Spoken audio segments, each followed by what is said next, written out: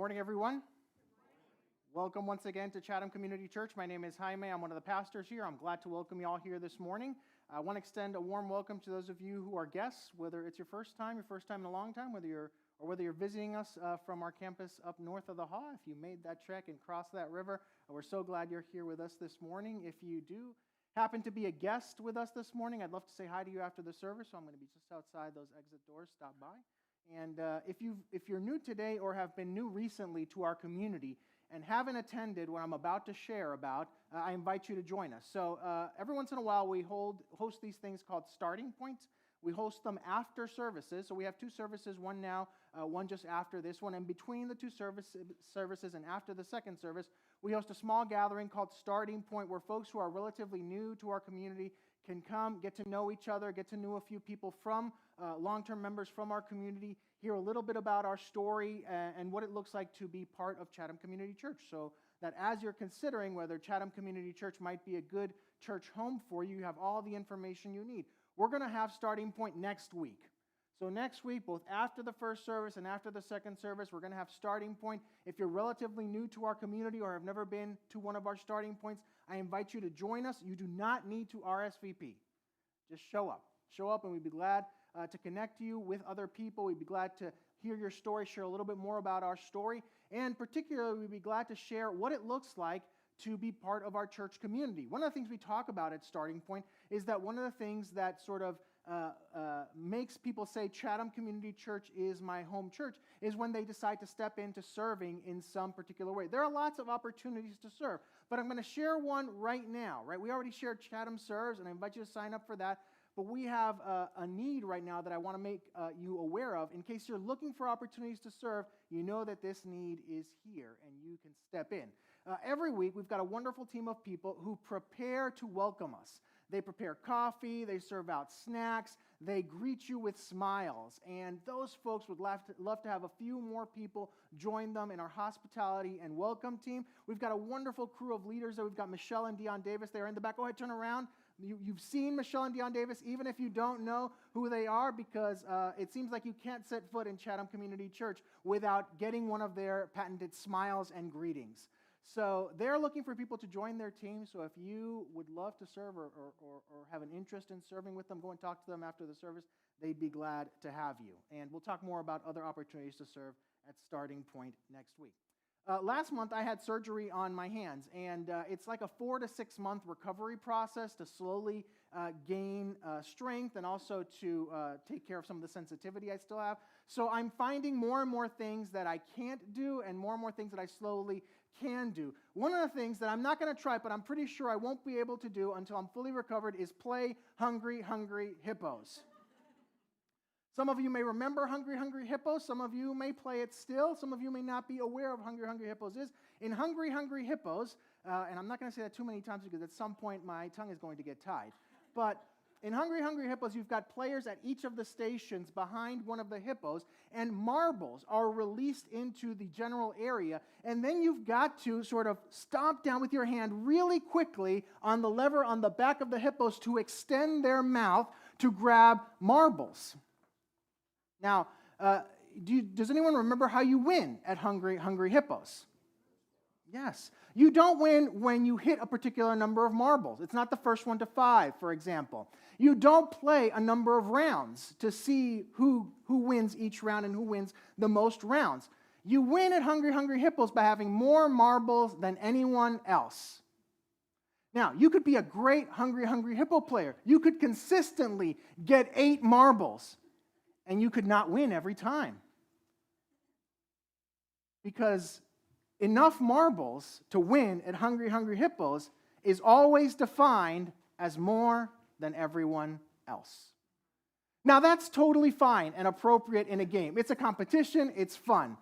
But it can start to get problematic when that type of mentality, that enough is equal to more than, starts to creep into other areas of our life. When we start to think of being, doing, having enough as having more than someone or more than something. We may think I am enough when I am more or better than such and such person or when I have more than such and such people. That kind of idea, the enough is equal to more than, that idea pushes us to take. It pushes us to consume. It pushes us to grab for as much as we can, kind of like those hungry hippos. We try to grab as much as is available to us because we wouldn't want to leave something on the table and then realize that we didn't have enough because someone else had more than us. Haven't many of us asked questions or thought about the concept of enough in that way at some point or another? Maybe not in the area of possessions, but maybe in some other area of our life. We may not have used the word enough. In fact, the word enough may not be so familiar to us, but we may have used the concept of satisfaction or the concept of contentment. But we've grounded it in the place of comparison. We've talked about enough contentment, enough satisfaction, just enough, from the perspective of comparing ourselves with someone or something else. Last week, we talked about how unresolved questions of enough, when we ruminate on them, can easily take us to places of anxiousness, over-functioning, overcompensating, and hoarding. We can become guarded, even unhealthily so, with everything from our money to our time, to our relationships, to our love. Sometimes that dynamic is known as having the scarcity mentality. And when the scarcity mentality takes root in our lives, it breeds anxiousness, competition, and fear of loss. A scarcity mentality will often frame enough based on comparison and competition. And that doesn't sound like a very good life because it is an ever-moving target. And so we can never quite reach enough because there's always someone or something that has more that we would want to aspire to have more than. This, my friends, is a trap. Defining enough by comparison and competition out of the scarcity mentality, it's a trap. The bar moves. It never stays the same. And pursuing it out of a place of looking to get satisfaction or looking to get contentment or looking to arrive erodes our soul. And it erodes our relationship. It hurts us. But the good news is that the idea of enough, satisfaction, and contentment isn't actually found in measuring ourselves up against others. It's not found in comparison. Enough, contentment, satisfaction comes from looking to God. And God calls us out of the scarcity mentality. God calls us into an abundant life of enough. In fact, an abundant life of more than enough out of the riches of His grace. Not out of anything that we do, not out of anything that we obtain, but out of the abundant riches of His grace. We're in a series here at Chatham Community Church where we are going to be talking about the abundant life of more than enough that God has made us for and God has called us into. What we saw last week as we kicked off this series was that through the death and resurrection of Jesus, God has done enough. God has made a way for us to step out of the scarcity mentality life and step into the abundant life that we were made for, the life to the fullest, the life that is everlasting. What He has done is enough. It is more than enough. And because He has done enough, more than enough, we get to step in and live in the life of enough, the life of more than enough. Living in that abundance, in that more than enough, changes how we approach every aspect of our life. Not just how we think of our financial resources or our concrete resources, our material resources. It changes how we think about every aspect of our life. And we see some of that in the passage that Colleen read for us from the book of Ruth. So as we turn now to that text, here is the principle that we're going to draw from the story. And I want you to note how different a picture this principle paints and how different it feels from the picture that the scarcity mentality paints and the life it condemns us to. How it's different from the feelings of anxiousness, of competition, and of fear of loss. God's abundant enough gifts us freedom. It gives us freedom to leave room to bless. And it invites us to trust that provision will come in our time of need. This is very different from the hungry, hungry hippo kind of life. It is very different from the scarcity mentality. That sense of enough, it frees us from the lie that we need to take as much as is available, that we need to consume as much as we can grab, that we need to hoard as much as we can, that we need to use all that is on offer. This guarantees our enough. The passage we read comes from the 2nd chapter of the book of Ruth, and Ruth is one of those books that sometimes is hard to locate in the history of the Old Testament. The history of the Old Testament is a long history. It covers a significant amount of years. So I wouldn't blame you if you're not sure when Ruth is happening. So let me give you some guideposts to sort of locate us in the scriptural story. So if you are familiar with the Exodus, or you are familiar with the story of Moses or the parting of the Red Sea, that's one guidepost. And if you are familiar or have heard about King David, that is another guidepost. There are, let's say, 400 years in between those two. Ruth is somewhere in there. I know that's a long time, but we're talking about millennia in the Old Testament, so we're okay. We're somewhere in there. It's a time that's known as the time of Judges. It is between when people settle into the land and when the monarchy, the time of the monarchy, comes to pass. Naomi and Ruth have just arrived in Bethlehem. Ruth is not from Bethlehem, but Naomi is. It's Naomi's homeland. Her and her family, her husband and her 2 sons left Bethlehem about a decade before because there was a famine in the land of Judea. So they go to Moab, and while in Moab, her sons marry. Her sons marry, and one of the wives is Ruth. But soon after, Naomi's husband dies, Naomi's 2 sons die, and there are no other heirs. There are no other children. And Naomi decides to come back to her homeland. Now she tries to get her daughters-in-law to stay in Moab, to go back to their family, to sort of try to make a new life for themselves, and one of them does. But Ruth decides to stick with Naomi. She refuses to leave Naomi. She insists on coming back to Judea with Naomi. They are in a difficult situation. This is a society where you needed men, you needed husbands, you needed sons to provide for yourself. Women were very limited in what they could and couldn't do. They've experienced great loss. They don't have means to provide for themselves. On top of that, Ruth is a foreigner in a land where there's lots of rules and lots of apprehensions towards foreigners.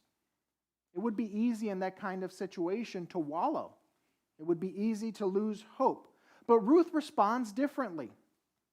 She decides, as they arrive in Judea, as they arrive in Bethlehem, with no sense of how things are going to move forward, she decides to go pick up leftover grain in the field. Now, it's possible that she had heard from her husband or heard from Naomi some of the practices of the Jewish people around gleaning and leftovers. We don't know. But what we do know is she's not seen it in practice. She doesn't know if beyond speaking it, people actually do this. She doesn't know if she's going to be safe as she goes into the fields. But she seems to exercise some trust. She seems to have some hope. She seems to have some faith that the God that she's pledged herself to, Naomi's God, is somehow going to provide for them. That God is going to provide in their time of need. That God is going to provide enough. When the scarcity mentality is at work in us, and we find ourselves in a place of need, there are 2 avenues that we can sometimes take. When it seems like we don't have enough, we can sometimes respond by being frozen in despair, and we can sometimes respond with anxious action. But when we live in God's more than enough, we have the opportunity to respond differently. When we live out of the riches of His grace, when we live out of His abundance, we are freed to be present. To be present and take meaningful action out of faith, hope, and trust, even in times of need. Ruth is there for Naomi. She sticks with Naomi even in her own time of need, even when she could have abandoned Naomi with permission to go fend for herself and find for herself. But even in her moment of need, Ruth takes a step to care for someone else in need, to be present with and for her, and then steps out to take some meaningful action in faith and hope and trust that God is going to provide. Ruth takes action out of faith, hope, and trust. And the text tells us that it just so happens that as she steps out in that faith and that hope and that trust, she finds herself in the field of Boaz. And Boaz is connected to them through family lines. It just so happens that she lands there. Now, the text framed this a bit tongue-in-cheek. The text frames this in such a way that you know that there's absolutely no coincidence at play. That God is actually orchestrating this to meet Ruth's faith, hope, and trust, her meaningful action with his provision, with his abundance. In fact, the first word that we hear come out of Boaz's mouth is the name of the Lord, the covenant name of the Lord, the promise name of the Lord, the committed name of the Lord, the name that indicates that God is for his people, that God meets their needs. And we hear that name come out in the context of a blessing as he blesses his workers. Right from the beginning, we are being shown that the Lord is going to provide, that the Lord is going to provide abundantly for Ruth and Naomi in their time of need. They will have enough. In fact, they're going to end up having more than enough. By the end of the passage, what we saw at the end of the passage was that she collects an ephah. An ephah is way more than anyone needs to eat in one day.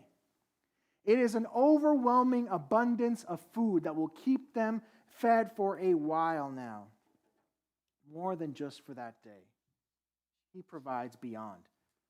In Boaz, we get a picture of God's more than enough for Naomi and for Ruth, and also we get a picture of what it looks like to live out of God's abundant more than enough. You can see generosity come out of Boaz at every turn. You see Boaz living in the abundance of God through his generosity of blessing. This is a short passage. It's only 17 verses, but in that short passage, Boaz blesses twice. He doesn't speak that many times, but two of the times that he speaks in this passage, he is blessing. The first thing he does is that he blesses his workers. In fact, that's the first thing he does when he sees them. We talked earlier this year during our Change the Atmosphere series about the way that the Lord works through prayers of blessing. When we speak out our good desires over people and for people, when we call forth God's power to be at work in people's lives for good, that's what we said was blessing, that God moves in those to affect people's lives for the better. And we see that in Boaz. He does it twice. He blesses his workers, but then he blesses Ruth as well. He speaks blessing over her. He prays twice in this passage, which is already a lot of prayers for one passage. And neither time does he pray for himself. Now, don't hear that as a condemnation or judging about praying for ourselves. I'm sure Boaz prayed for himself. Please, pray for yourself. Pray for yourself. There's nothing wrong with that. But in this scene, we see him interacting with others. And his immediate response when he encounters others is to long for God to bring about good for them. For long to God to be at work in their lives for goodness. That has to be driven by a deep experience of God's goodness in his life. He has to have experienced enough of God's goodness to feel satisfied, to feel content, to feel free, that when he chooses to speak to God, he can think about the people around him first, especially in their moment of need. He can't help but want God's goodness for others as well. Friends, we can be those kinds of people too. We can be the kinds of people who live out of abundance so that when we see people, so that when praying comes to our minds, praying for others' blessing is right there at the forefront. Wanting them to experience God's abundance is right there at the forefront. And it starts with receiving God's abundant provision ourselves. It starts with experiencing God's more than enough in our own lives. It starts by renouncing the scarcity mentality, by renouncing the pursuit of enough through our own means and receiving God's more than enough through the life, death, and resurrection of Jesus. And we can bless others as well. When we live in that, it can't help but overflow. There's so much that God gives that it can't help but overflow in desires that others might receive as well. Boaz also shows generosity in other ways. He shows generosity with his time. He has time to be present for Ruth. I knew someone who moved away from a major metropolitan area some time ago. They changed jobs, and so they left this big city and went to live somewhere else with a different pace of life. And they had a work colleague, a friend. And as they left, the two of them decided that they were going to keep up the friendship. And, at first when the person moved, it was hard. Everything was getting settled, and they sort of left things a few months without chatting and whatever. But as things settled for the person after they moved and the pace of life slowed, they reached out. And when they would reach out to find some time to chat, oftentimes the earliest they could get on the other person's calendar was a month out. A month out. See, this person was living in a major metropolitan area and working in a field where every moment felt like it needed to be occupied. Every second needed to be planned out. And the person who moved away thought, if it's this hard to get time with them when we try to plan it, how available will they be for me if I'm in a crisis and really need a friend? The friendship didn't survive. The friendship didn't survive. We view time as a resource. And that's not without reason. Time is a resource. There's some good in that. We can steward our time. We can be intentional about our time. We can apply wisdom to how we exercise our time. But the scarcity mentality can also creep in when it comes to our time. We can hoard our time. We can get anxious about our time. We can try to exercise control over every possible second, and we can become uninterruptible. And when that happens, we live in a place where we fear that others might take of our time. But Boaz does something different. Boaz embodies something different. Boaz is a landowner.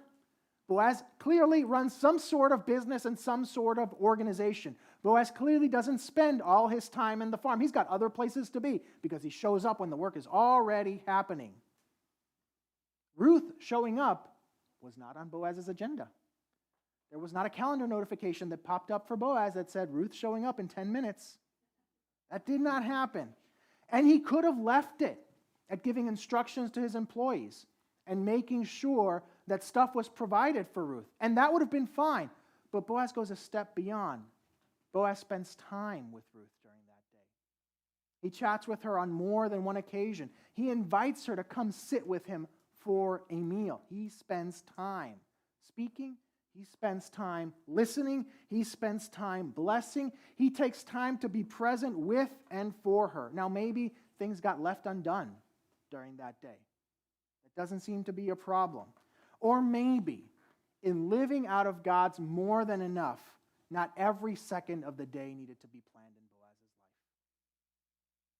life. Maybe he had open space that was there to provide opportunities to be generous with his time and generous with his presence. The last aspect we're going to talk about, or we're going to highlight about how Boaz lives out of the abundance of God, could be considered the most obvious in the passage. He is generous with his resources. Ruth is able to gather some of the harvest for that day for herself and Naomi from Boaz's field.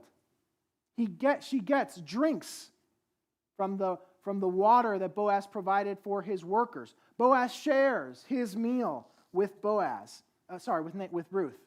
And Boaz even tells his employees to leave stuff behind more than what's required so that Ruth can take even more. So Boaz gives of his profits so that Ruth can have. Who does that kind of stuff? Who does that kind of stuff at someone who shows up unexpectedly? Someone who's living out of a sense of more than enough. Someone who doesn't feel like they have to consume everything that they can gather or have. Someone who has experienced the abundant riches of God's grace. Someone who trusts that when they find themselves in need, God is also going to provide for them, as they are trusting that God is using them to provide for someone else in this moment. Now, something that is operating in this passage is the principle or the practice of the gleaning. It's a directive of God to God's people that we find in a couple of places in the Old Testament. It is an outworking of God's abundance, and it is a thing that God had put in place to guard against what we would call the scarcity mentality. Here are two places where the practice of gleaning is laid out. One is in Leviticus. It says, when you reap the harvest of your land, do not reap to the very edges of your field or gather the gleanings of your harvest. Do not go over your vineyards a second time or pick up the grapes that have fallen. Leave them for people who are in need, the poor and foreigner. I am the Lord your God. Now you might think, well, that I am the Lord your God feels a little bit out of place there. But here's the thing. God is grounding his instruction of gleaning in something. He is saying that the practice of gleaning is grounded in God's very identity, in who God is. He is saying, I am God. I am a provider. I am telling you that you can leave stuff behind without fearing that you will not have enough. After all, I gave you the harvest. This instruction here is about their trust in him and his provision, but also their willingness in participating in how he provides for others.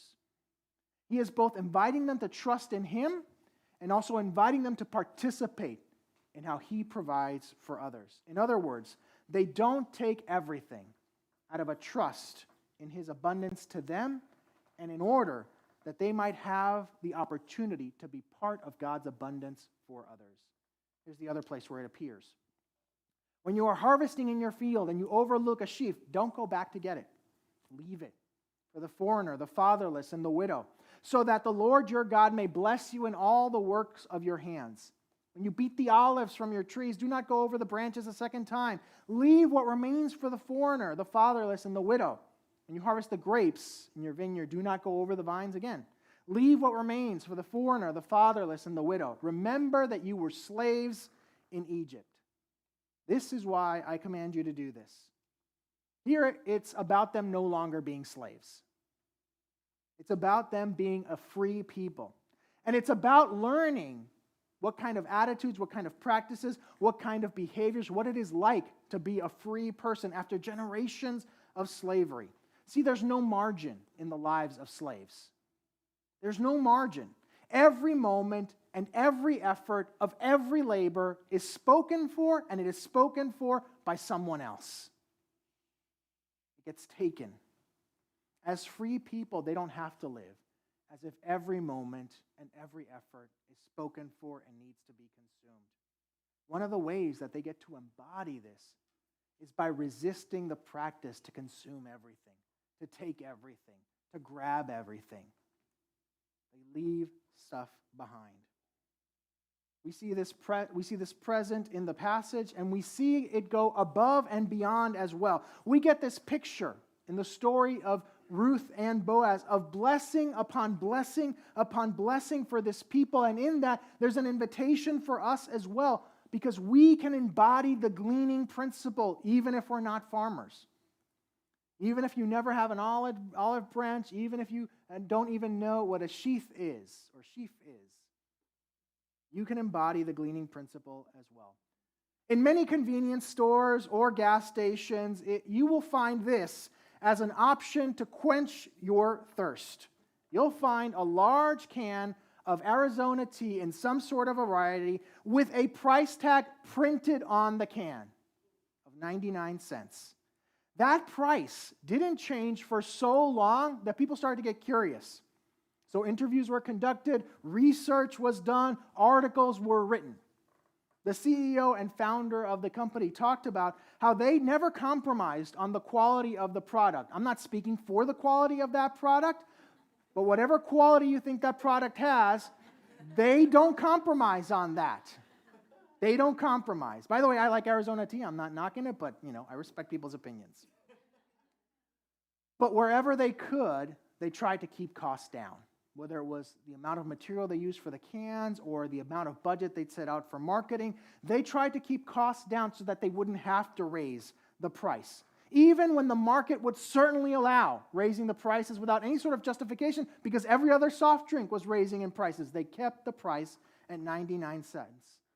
The CEO would talk about how he didn't have a say in what people's mortgage prices were going to be. He didn't have a say in what bills were going to cost. He didn't have a say in whether people were going to struggle to pay the bills or struggle to make the payment on the loan. But he did have a say in whether people were going to struggle to be able to get a delicious drink when they were feeling the need for one. And he was going to exercise some agency over that. The company was debt-free, and he felt like he had more than what he needed. He didn't leave stuff on the field.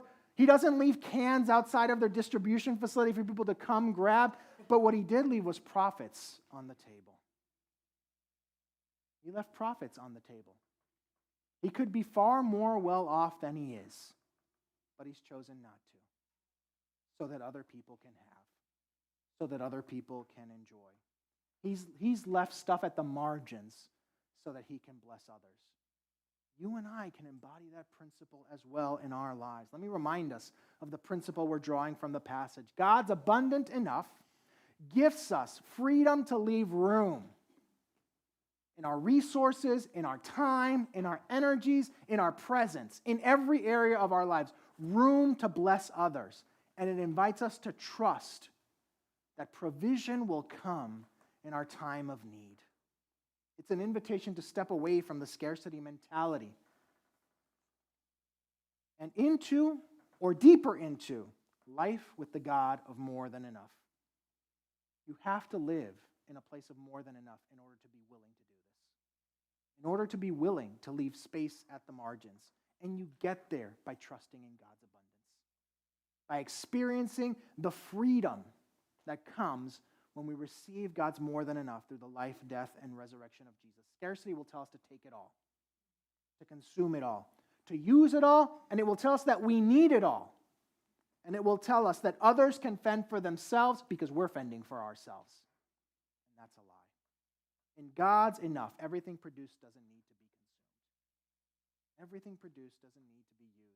In God's enough, with the room we make, with the generosity we practice, we get opportunities to bless others and to embody God's abundant provision in meeting other people's needs. And we get to get caught up in cycles of blessing that we couldn't have imagined. Boaz and Ruth experienced this. They are both embodying generosity. There is some immediate blessing here.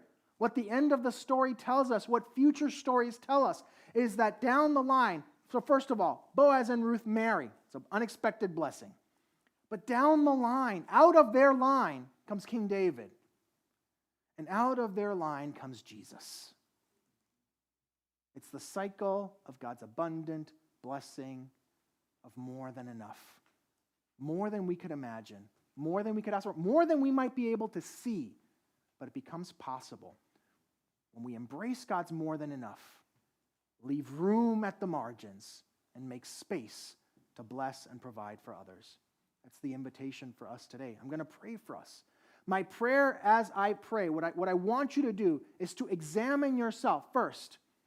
Do you need to make a move to trust in God's provision in your time of need? If that's you while I'm praying, communicate that to God.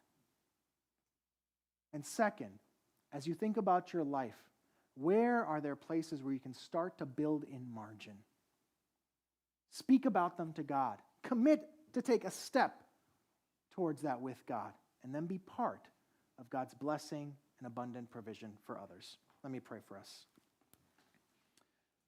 Father, thank you. Lord, I'm so grateful that you've made us for a life where not everything needs to be consumed.